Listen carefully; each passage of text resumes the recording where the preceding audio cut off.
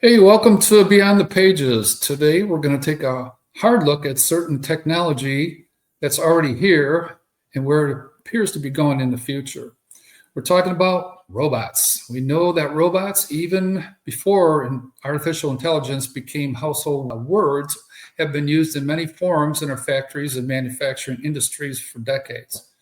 And they're now being deployed in the medical industry on their way to performing medical procedures and operations on people that are in need. Now we're seeing the next frontier with the emergence of humanoid robots that are designed for use for household chores and other tasks within your home. So today I'm going to be asking the guys I'm bringing in my panel here, what do you think? What do you think of this? Would you entertain having one of these? And or maybe not. So I'm going to try to flush out their opinions. What I've done is I've put together, actually, I've edited some videos from YouTube that'll show three of what I think are the most prominent humanoid robots that are going to make a big splash in 2026 and show a little bit about each one. I'll be putting out 1 to 2 minute videos on these three companies. So let me first introduce my guests, who I appreciate being here for me, supporting my show. First off, let's see, I'm leading off, so batting second, I'm going to start out with Don Miceli. Hey, Don. How you doing, Joe? All right. Don is the owner of Light World LLC, provider and instructor of 3D printing services. His career includes a lot of different things he's done.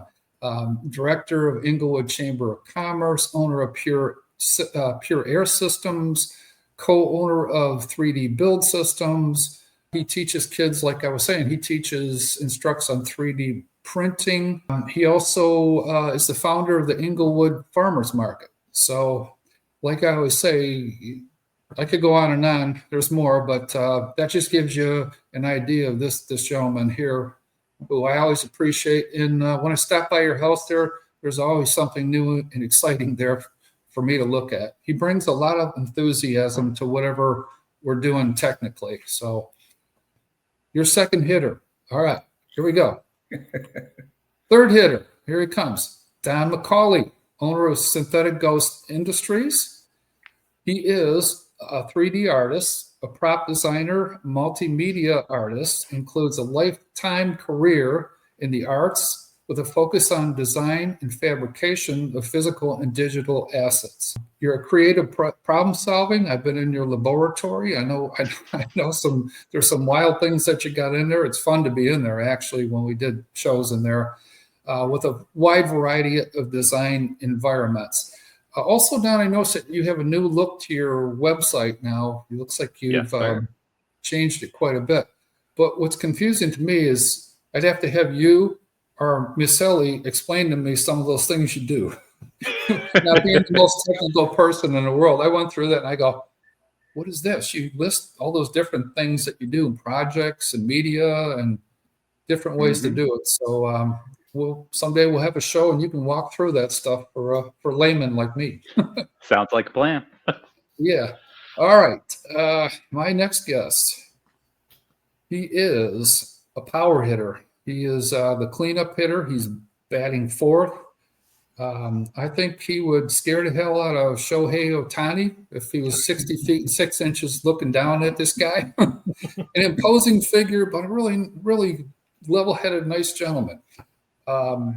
He's pretty thick, so I see you as a power hitter, man. I think that's what you would be. And he likes maybe baseball. 150 pounds ago. Yeah. I'm more built like a catcher now. Okay.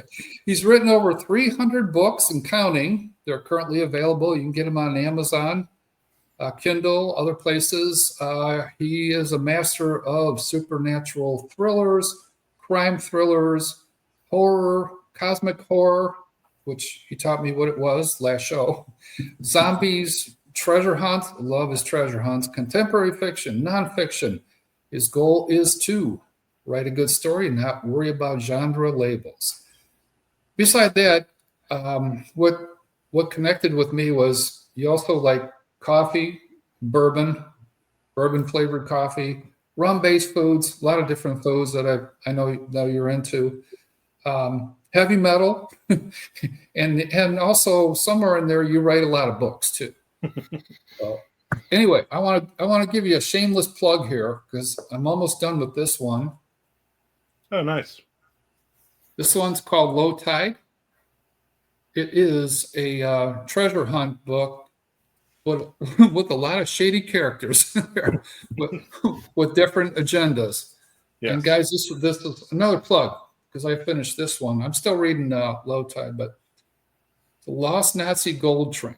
This was a really cool book. He combined treasure with some crazy monsters here and there that popped up. And what I like about your characters is that you got you got a lot of things going on, but you got story-wise, but you all got 6 or 7 characters that are intriguing too, with different agendas. So fun book, and I'll give you my review when I finish it. Maybe Perfect. move to after Low Tide is another one that you and Tom did, right? That's a combo book. It's a trilogy: Low Tide, Rising Tide, and then High Tide. You got me on Low Tide, so I'm sure I'll be moving on. And then one last thing on what you do is that book, Low Tide, was co-written with Tom Duffy. I don't know if you can see that.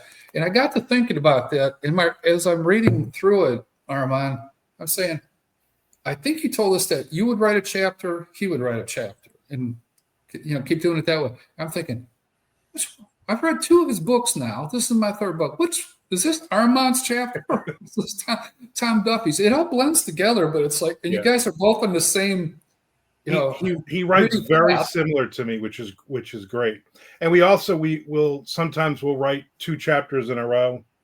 And so a lot of times my wife, who's like first reader on it, she'll say, was this your chapter or was this Tom's chapter? Especially if I always say, well, if there's a typo or a problem, that was Tom's chapter. the perfectly written chapter, those were mine. He wrote all the bad ones. Yeah, but it sure is. It's a pretty good book, and appreciate that. It's real streetwise too. The man definitely knows what's going on in the streets, and you throw some cartel stuff in there. It's really cool. All right, now to get to the main thing tonight here, talking about robots a little bit. The 3 manufacturers that I've been researching here all have a little different perspective, and they're all coming out. One is already out. The other 2 are coming out with new stuff in 2026. What I did was I clipped some videos, like short pieces of these videos to run you guys through this. But I want to do a couple things here before I start showing those. Is I want you just off the top of your head to say yes or no, not maybe. Would you consider owning a home humanoid robot? And give me a honest yes or no. And then what I'm going to do is play these videos. We're going to talk about them. And then let's see if the opinions maybe change at the end, or maybe they don't, or maybe you trash them. We're not sure where we're going, but I'll start with you, Don Muselli. You are an early adapter for everything, so I think I would say yes. Okay. And I'll tell you why later. I will say yes. Yeah, just need a yes or no right now. DMAC? Yes, with an asterisk. Okay. I got 2 yeses. Okay. All right. We're going to Armand here, and Vegas odds right now are saying that he's going to, chances are, the audience thinks that 75%, he's going to say no. The audience is right. It is a definite no. Okay. So I'm kind of like you, Don. DMAC, I'm kind of like asterisk in there, but I'm really interested in it. After watching these videos and studying it for the last week, it's got my attention, and we'll talk about it. But let me pull up the first video here. This one is the 3 manufacturers. This one is called 1X. The robot's name is Neo, not Neo, Neo, N-E-O. Right. And the second one is Figure AI is the company. The robot that's coming out in 26, they've got a lot of robots, but this home robot is Figure 03 or 03. And then, of course, we'd be remiss if we didn't talk about Tesla. There's a $1 trillion man there today if he got his pay raise. I don't know how that came out tonight. He was supposed to get a $1 trillion pay package. Yeah, he got that. They approved it. Yeah, over several years, but I He's got 10 years. He's got a long way to go. Yeah, to make that money. He's making Mike Trout look like a pawn, compared to that. It's called Optimus. Optimus. All right. Let me see if I can get the first one up. This will be 1X Neo, and it's unique versus the other two. You'll figure it out real quick, which is a little bit alarming to me, but 1 second. First humanoid robot housekeeper. Thank you, Neo. For $20,000, you can pre-order 1X's Neo robot now, with delivery in 2026. I think you missed a tiny spot over here. Just one little catch. There may be a human behind the curtain, pulling the robot's strings. If I throw up, will the robot throw up? A company representative may need to peer into your house via Neo's camera eyes to get things done. To many people, this is crazy. You have to be okay with this for the product to be useful. But is Neo a useful product? We're twinning now, Neo. Home robots have had two big challenges: creating a safe and capable body and a smart brain.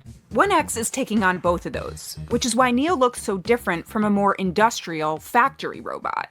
But the main thing with this one is that, and they don't say the whole video, they don't say, I assume somebody in the factory or at their headquarters or whatever has got the visor on.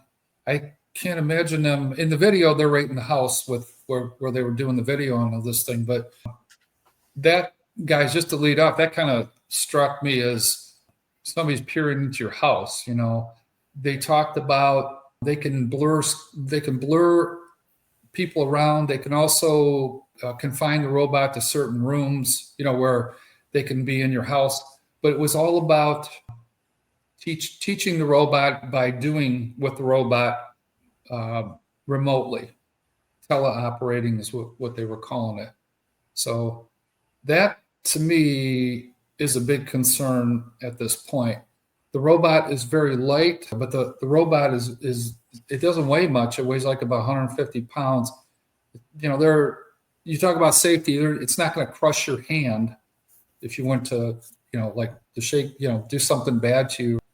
But that robot is coming out for like $20,000 for a 3-year contract. And unfortunately, we're not seeing the end of that video, but their CEO there, that blonde-haired guy, was saying that you're going to have to, this is like a toddler in a sense, this type of robot. You're going to have to work with it and train it. It took her like a minute and 20 seconds for him to get a glass of water for her, to put dishes into a dishwasher. They had like 2 or 3 glasses, and he did that, and it took about 5 minutes for 2 or 3 plastic cups that they were putting in there. So that, to me, struck me. If I was ever considering this, I'm not interested in. If somebody comes over and sets the thing up, and you want to get a hold of them and say, "Hey, I got a problem here," then maybe I'll give you access to come in and do it. But it kind of, even if you're giving somebody limited access to inside your house, it creeps me out a little bit. Yeah. But that's just me. Any thoughts on that? It's a $20,000 robot, so it doesn't have a lot of capability. I will tell you that I have a robot in my garage, except I call it Tesla Y car. Same thing, a chip, batteries, a computer. It does everything that a robot would do, except it drives. So, but that's a very expensive process. The Neo, those are really programmable. You have to do a lot of training with them. They use off-the-shelf components when they build those things. I think they're trying to get into the market with something that's cute. I'm not sure it's practical, but the technology, and I know I don't want to skip ahead, but the Optimus robot is 1,000 times more powerful than that robot. Yeah, But we're those going robots to show that too in a little Yeah. bit. And so, yeah, and I looked at those robotic, but I think it's kind of interesting to see somebody there with a headset and they're trying to train it. So I'm not sure how much functionality that has. I mean, is it something you have to train to do all those things? Does it remember that? Is it something that's replicatable? Can you then call it and say, hey, can you pick this glass up from my hand? Can you do the dishes? I don't know. I'm not sure what the capabilities are or what the vision's supposed to be like. It seems a little bit. I mean, I've seen some Japanese robots that are a lot more functional than that. But you know, I watched that video and I watched the other video too, and the Boston Robotics video, you know, which is more commercial. I think the Optimus robots are more industrial, but this is probably something that is more cute. You know, I don't know. I hate to use the word hokey, but it's kind of hokey. You know, it's Gimmicky. Yeah. It's not really. And it's interesting. A lot of people want the robot to look like a person, which the other one you're going to show does. Personally, I prefer it not to look like a person. I don't know why. It freaks me out to have it look like a real person with a face. But you know, I watched the video a couple times, and it looks like you're going to have to train it. Yeah, that one for Yeah, sure. I don't know what the battery life is, or Mhm. you know, I think it can lift like 50 pounds or something like that, or carry something. Wasn't all that much. It Not couldn't all that much. So. There's you'll see in a little bit here. There's so much technology in the hands, you know, that's costing these companies a lot of money. That's the area that's the biggest concern, I guess. But anyways, you know, So since we live in a human-centric world, I've seen a video that basically stated, why would they design robots that are not morphologically the same as us when everything literally is built for humans? So, you know, it needs to be bipedal, and, you know, so it's just not going to work if somebody, you know, something's got tracks, or, you know, if it's something like, say, RoboCop, or, you know, it's just not going to work in this city anywhere or on the earth. Yeah. So I think, you know, I think a lot of the robots, a lot of them are really designed for repetitive processes, areas that are where humans can be injured, in applications that require 24/7 operations, where they're much more functional in that process. I think that's where Tesla's going with its robot systems that they start building next year. I know that you know, the ones that Boston Robotics build, they use those for training. They use those for sentry applications, things that are more, you know, that are less functional. Then you have those robots you showed at the end where they were picking up things and they were carrying them from one place to another, and you know, so it's, you know, but yeah, the chip that I have in the car, the A4 chip, and the software, the new version software I've got, the V14, the same software is going in the Optimus robot, and I I think can say the car is basically sentient. So yeah. Another thing was with this one here, I think the other ones will have the same feature, but this robot walks up to the charging station and plugs it in himself. Right. And he can charge it. Because I was wondering about that. You know, well, I have to follow this around and it starts, you know, stammering around because it's running out of juice. No, he just walks right up and he's programmed to plug in. And it's not much different than the Roomba. I had a Roomba unit that did that. The Roomba unit, you know, it would do the floor, so it would go back and it would empty itself and plug itself in, and then, you know, you could hit a button on the phone and an app, and it would then take off again. It's a similar kind of technology. You know, it's not that complicated, but you know, they do. You can do that. I'm kind of leery of it. For sure, but the thing with this all started with those vacuum cleaners on the floors in the houses. Right. Yeah. Everybody's got them now, and they're very useful, and they've gotten better and better over time. And this is just quite a leap to something Well, different. you got those lawnmowers too that go out there, and the lawnmowers will cut your grass for you. You know, and you know, You know, the farmers use combines that run off the GPS system. They don't have anybody drive those things. They can drive a lot straighter and a lot better on the GPS than they can with a human. So, you know, there's a lot of that technology that's coming into play. I think they're just trying to do something that's, I'm guessing that in 5 years, most of these robotic companies will be out of business. I think the ones that survive are the ones that have the multiplicity capabilities that are much more sophisticated. And certainly the other application is military. And that's an area that there's a lot of stuff going into that area. There's a lot of robotic stuff in the military already, you know, so you're going to see a lot more of that stuff. Can I say? Yeah, absolutely. Let me flip on to a different video here. Again, I don't know why this isn't working so good, but let me try this one here. I'm going to put on, let me try one more thing here. But that lady who's doing that interview there, her name is Joanna Stern. She's like a senior personal tech columnist. She's pretty well known for doing these interviews, and she works for the Wall Street Journal, and they're a tech person. But there's another video here. I'm going to see if I can, just to take that point home, if the darn thing will play. Same robot here. And where are you there? Here we go. Stove and throws some paper on and walks away. Can Neo do that? Will Neo do that? Neo will not do that. Physically, can the robot do that? Yes.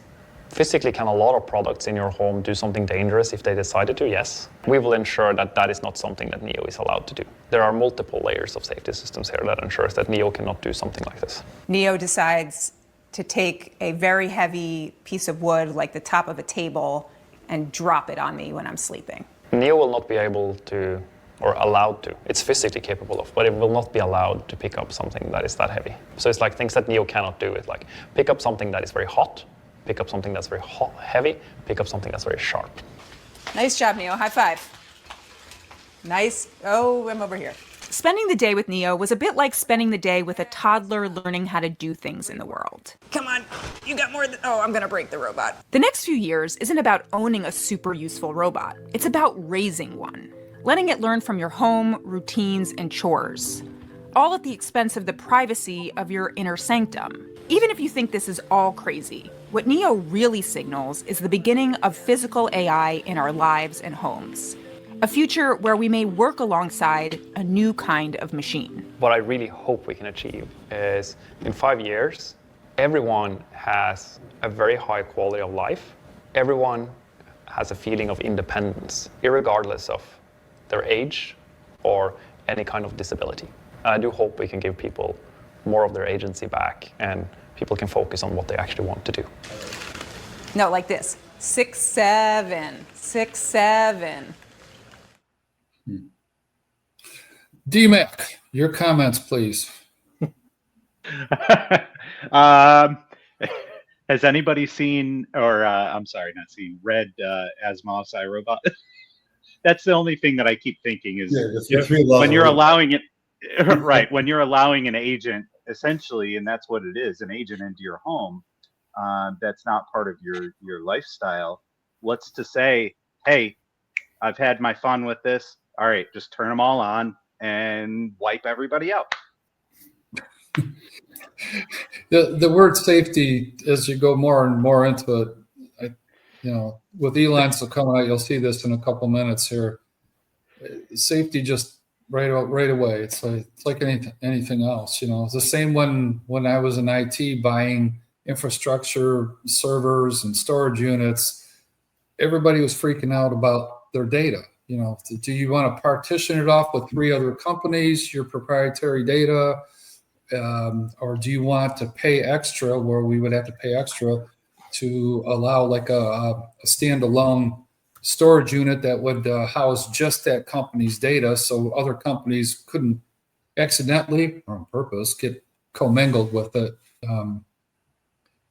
I get it. This, safety just is paramount in this kind of thing, and I'm sure that's going to take time. Next video I got here queued up. This is figure 3. This about a 2-minute video, I think. So Hopefully it'll come through clear, but here goes, guys. The competitor that is said to potentially threaten the Tesla Bot Gen 3 in the US is the Figure 03 robot. Last week, Figure AI launched its third-generation humanoid robot called Figure 03, which is capable of assisting with household chores and performing manual labor tasks. This is an improved version of Figure 02. The Figure 03 is comprehensively upgraded in both hardware and software. Each hand now integrates a wide-angle palm camera, allowing the robot to still see objects even when the main camera is obstructed. The softer fingertips help the robot grip fragile objects like eggs, tomatoes, or playing cards more stably. The safety system is also improved with anti-pinch foam and a soft, washable fabric covering. Figure 03 is approximately 5 feet, 6 inches tall, and weighs about 132 pounds, moving at a speed of 2.7 miles per hour. Figure 03 is said to be lighter and smaller, with a 9% reduction in mass, making it easier to maneuver in tight spaces. It is covered in a washable mesh fabric instead of exposed metal and cushioned with foam to reduce the risk of injury, and customers can choose different clothing styles. The robot's wireless charging system uses coils in its feet, allowing it to recharge simply by stepping onto a charging pad with a power output of up to 2 kilowatts. A full charge can provide approximately 5 hours of operation. Another upgrade is a breakthrough in its audio capability. The speaker is twice the size and nearly 4 times louder than before, while the microphone has been retuned for clearer communication. Users can now converse with Figure 03 naturally, without the distortion often heard in voice assistants. For businesses, these upgrades translate to significant productivity potential. The actuators now move twice as fast and generate greater torque, allowing the robot to match human pick-and-place speeds. According to Figure AI, the company's goal is to create a general-purpose robot that can learn and work like a human. Demo videos show the Figure 03 doing laundry, loading dishes into the dishwasher, packing goods, and making deliveries. Therefore, Elon Musk and Tesla need to deliver a major breakthrough with the upcoming Gen 3 version, or else the Figure 03 will be considered the best humanoid robot in the US. Okay, so much different. There's no what's the word, tele-watching or whatever. Nobody's on the other side with a visor telling this thing what to do. It's all AI generated and learned. So that's my take on it. This seems more sophisticated, and it's going to compete with what we'll see in a moment here with Elon's robot here. What's the price tag on that?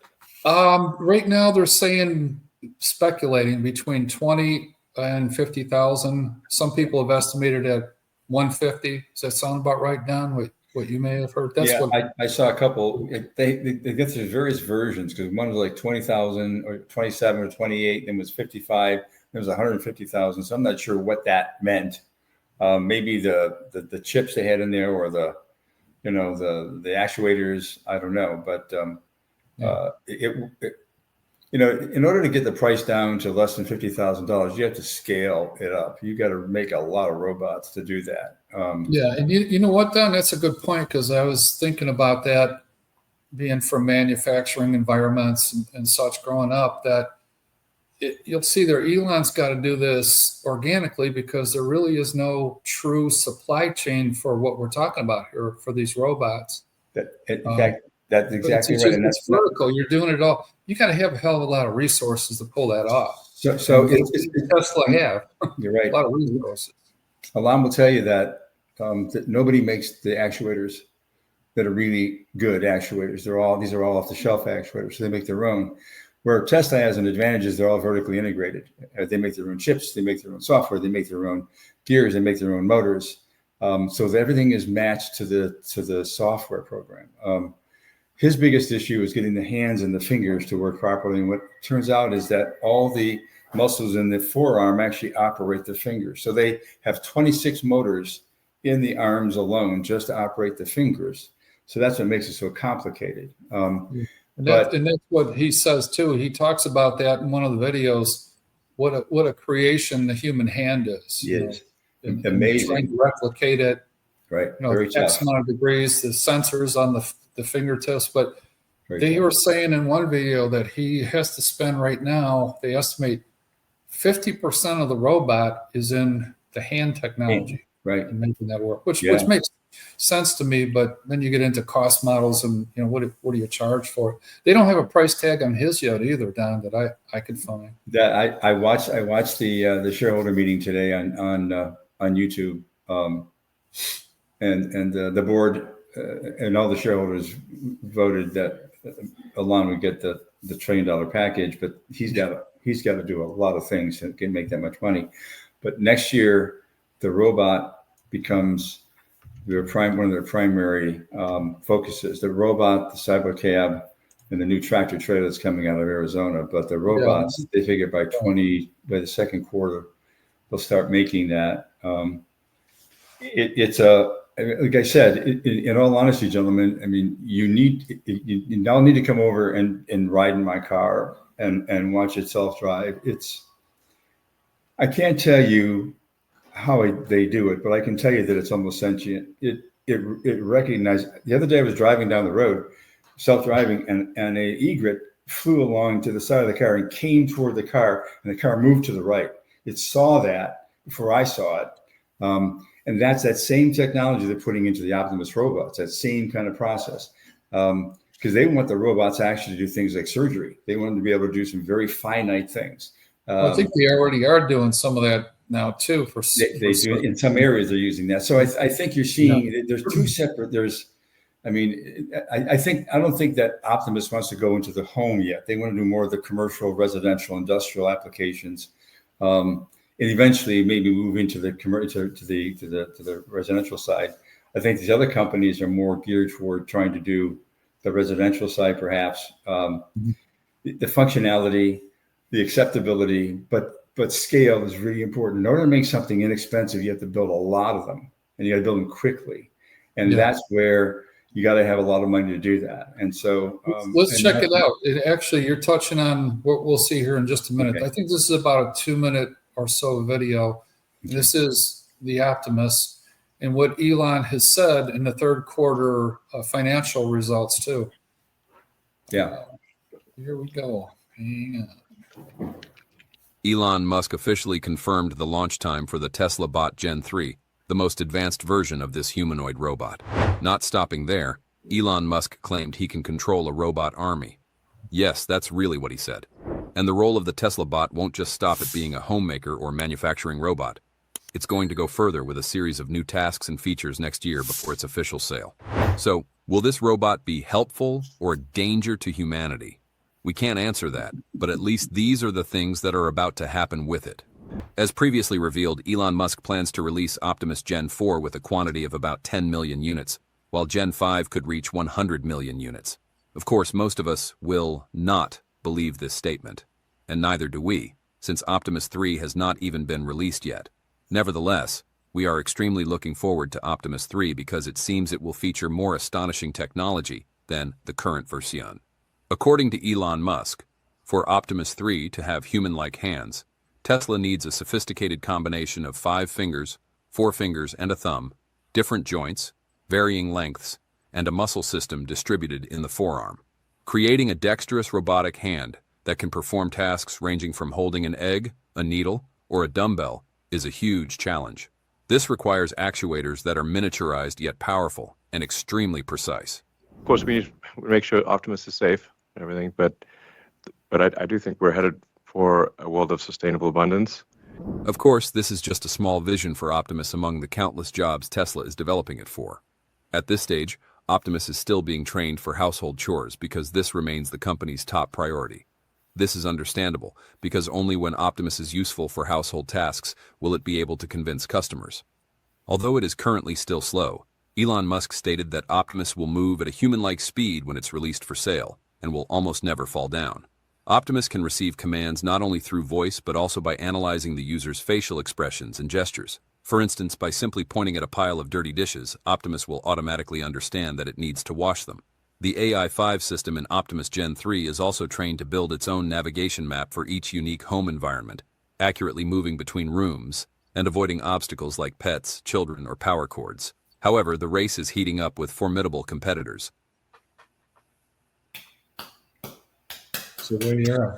There's the Optimus. Again, he's got the resources. if you compare that to 1X that we saw, to me, Armand, I think they're single A or double A compared to the big leagues, like Tesla. Just, Robot army is very telling. yeah, and Skynet. Yeah. All this stuff. But I saw that army of robots. That freaked me out a little bit too when I'm going through that video there. Don't these we people can't watch trust him now. science fiction movies? Well, it's funny because you think about this guy, he's got the Starship, right? Which can hold 100 troops, right? And he's building a base here in Florida, 100 troops and get anywhere in the world in an hour. So you could have 100 robots in there, right? Anywhere in the world in an hour. I tell you, the military complex is an extremely powerful group of people and organizations. But I think that, I watch the videos almost every day from all the guys that do the Tesla stuff. But I watched the thing tonight with the shareholder meeting, and he had 2 of the Optimus robots there, and he talked about Gen 3. The chip that I've got in this car is the A4. That's the new chip. They have another chip, the 5, which is coming out sometime next year, which is 40 times more powerful than the chip I've got in the car. Do I believe you can do it after what I've been going through? There's no doubt in my mind. The question is, how fast can he do it, and can he do it? Can he actually get that many robots up and running? And I think that video is incorrect in the sense that he's going after the household market. That's not what he wants to do initially. He wants to go on the commercial side and the industrial side, have him in his factory, have him building things. That's more in tune with what he wants to do. Go into the medical area, go into the other areas. That's kind of what he wants to do, because the first robots are not going to be cheap. I'm guessing $100,000, but he wants to get down to $30,000, and that's only after he starts building a bunch, right? So again, that scaling issue is an issue. Secondly, and this is important, he said something tonight that he hasn't said before, and that is that there aren't enough chip manufacturers out there to make the chips he needs. He's going to do his own fab shop, which is really, really interesting because it's really expensive to make your own chips. So he's going to be totally vertically integrated, which is why Tesla moves so damn quick. So, I don't, a lot of people, have some issues about that, but first of all, the guy's also autistic, and he got an interesting brain, and he did a preempt to the program that talked about cryptocurrency, and I follow cryptocurrency, and it was amazing, and how he did that is beyond me, because if you wanted to buy something, you could go on this QR code, you take your wallet and buy something, and he would allow you to do something to the cars. It was fascinating to watch him work like that.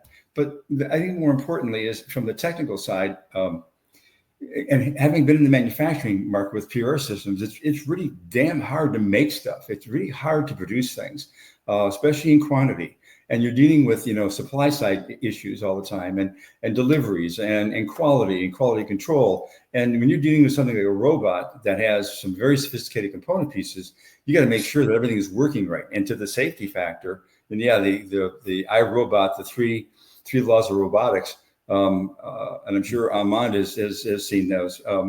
You have to find a way to make it really safe. And one of the things that he did with the cars, he told his guys, I don't care if a UFO lands in the middle of the road, that car cannot crash. It cannot crash, because that's what's going to kill us. And so the robots are the same way, same philosophy. It cannot hurt anybody. It cannot do that, because what happens. Once that happens, it becomes a challenge. So I think having a soft robot, having something that's pplayable, in the house, that if it falls on somebody, it doesn't really hurt them.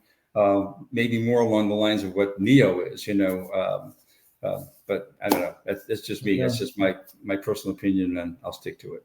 Well,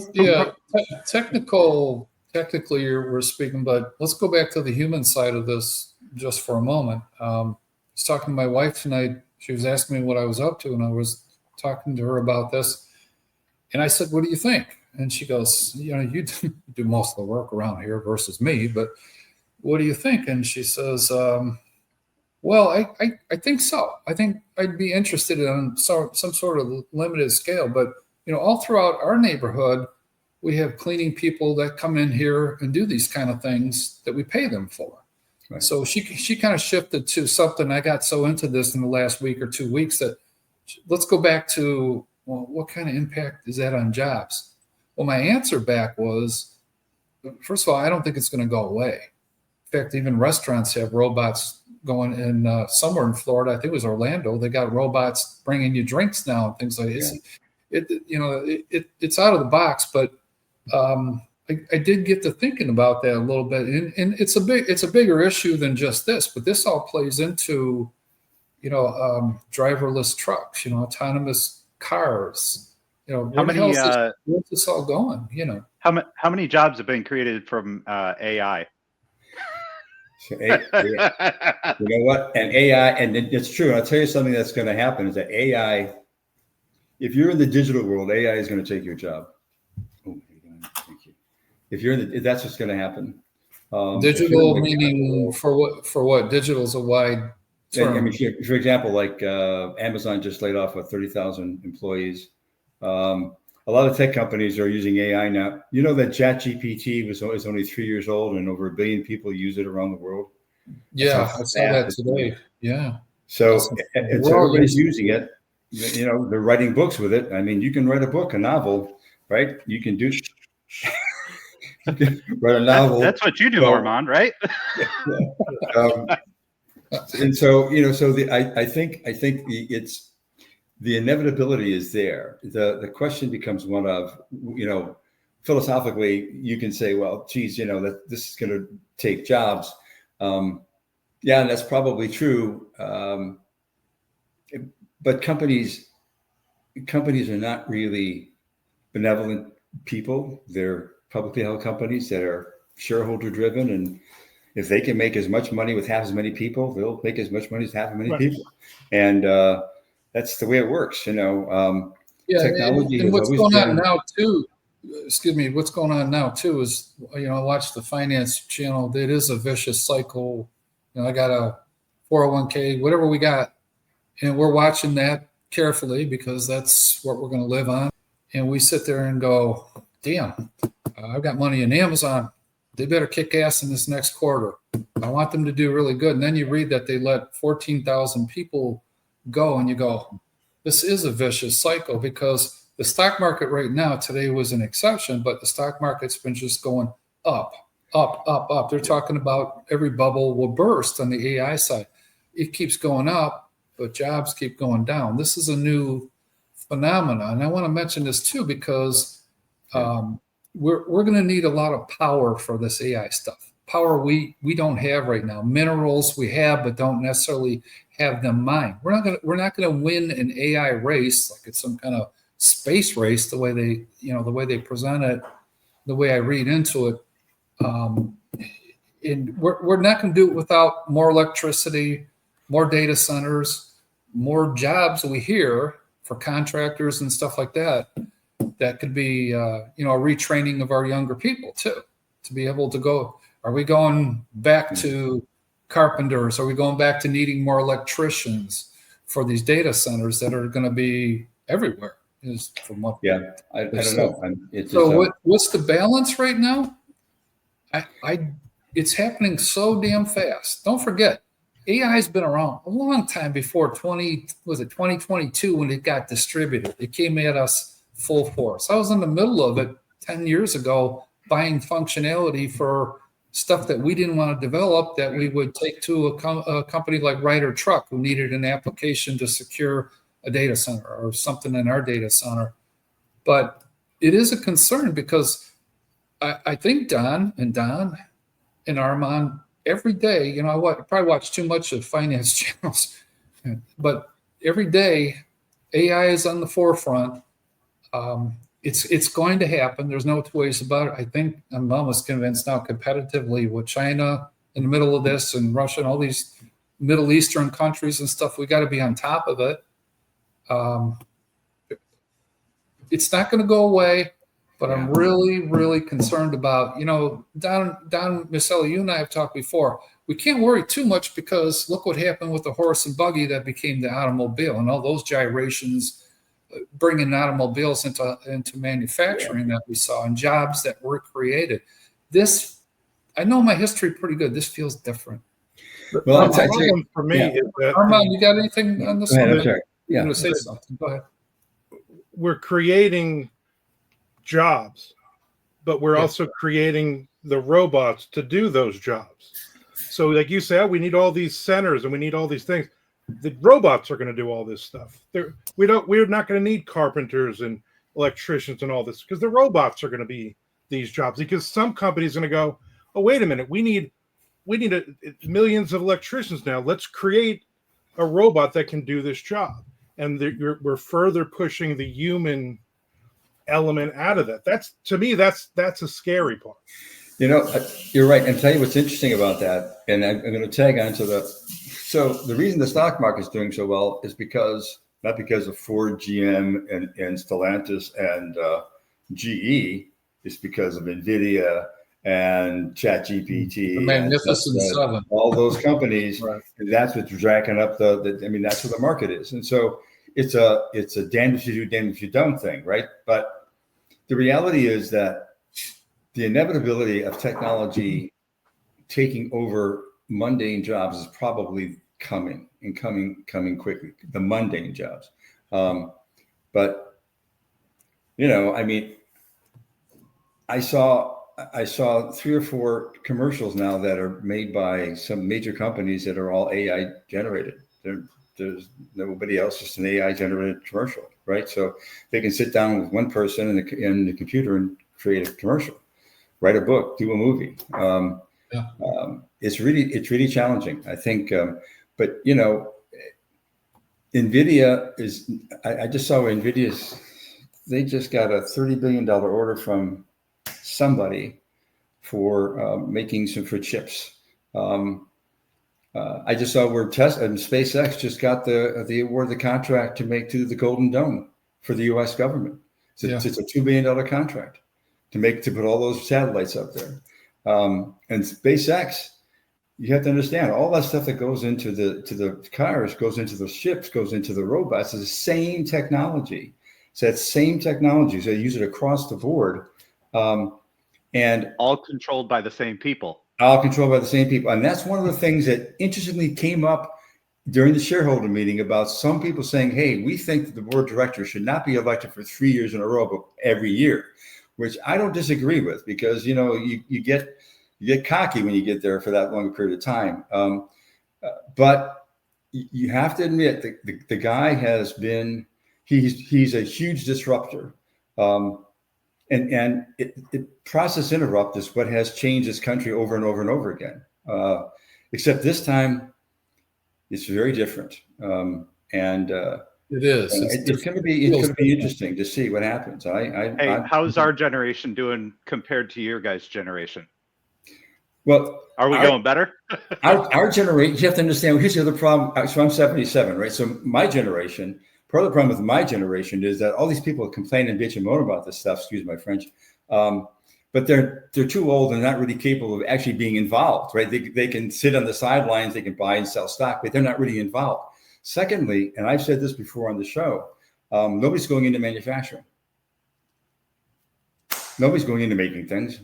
I have no friends going into manufacturing. They're selling real estate, they're trading stocks. But nobody's going into making things because it's really, really hard to do and very expensive. And I can tell you, a small company had Pure Earth Systems. The company's now 40 years old. It's one of only 3 companies left in the world that actually make that product because it's expensive to make. When I made it was very expensive. And the only reason we sold them is because they worked really well. But we were 10 times more expensive than their competition. And I'll tell you, it was a bear, and trying to get our suppliers to meet the demands. I had to have so much inventory in there just to be able to make the products. It's very expensive to inventory that stuff.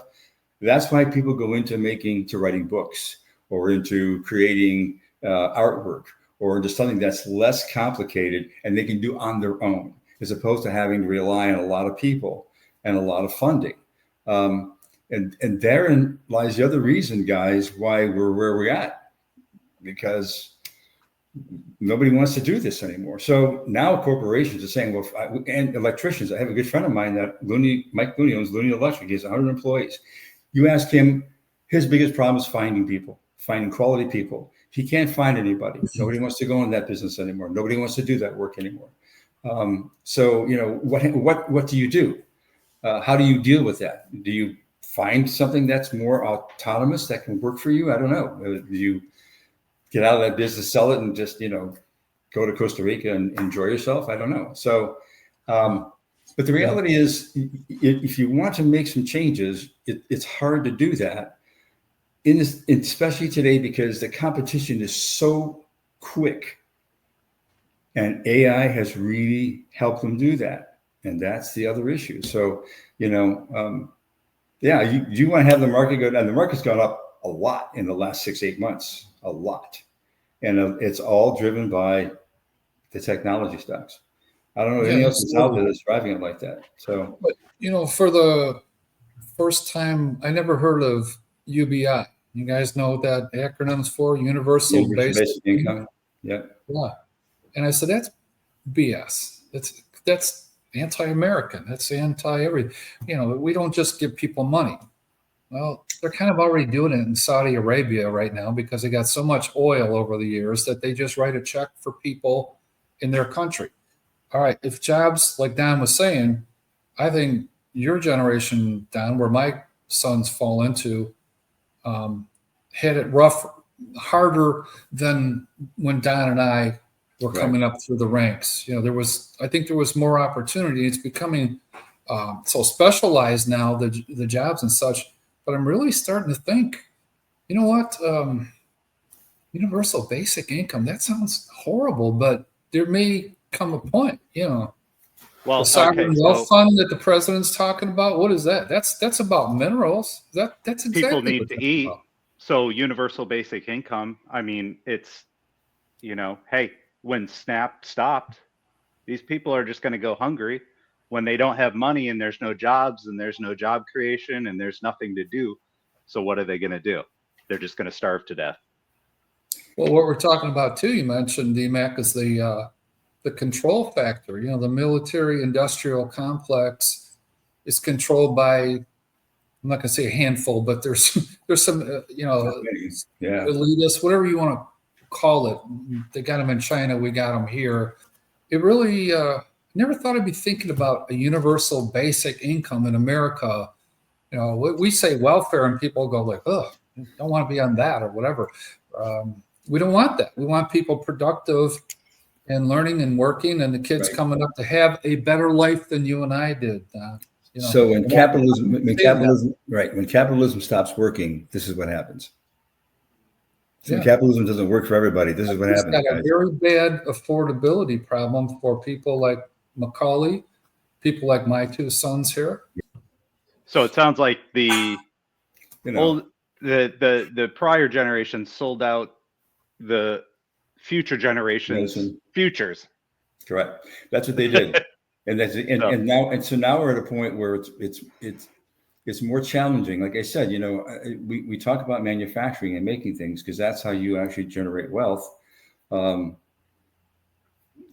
in order to do that, it requires, I mean, to put up a plant to make something, whatever you're going to make. I mean, it's a couple $100,000, you know, plus the equipment, and then you have to have the customers, and that's why 3D printing and additive manufacturing has grown so fast, because I can have 10 printers in a small room and make $6,000 a month making parts. That's what kids are doing, right? That's what the kids that I trained are doing now. They're putting in, you know, print farms, and it's a smart way to do it. It's one kid, one computer, 12 printers, and they can change parts all day long.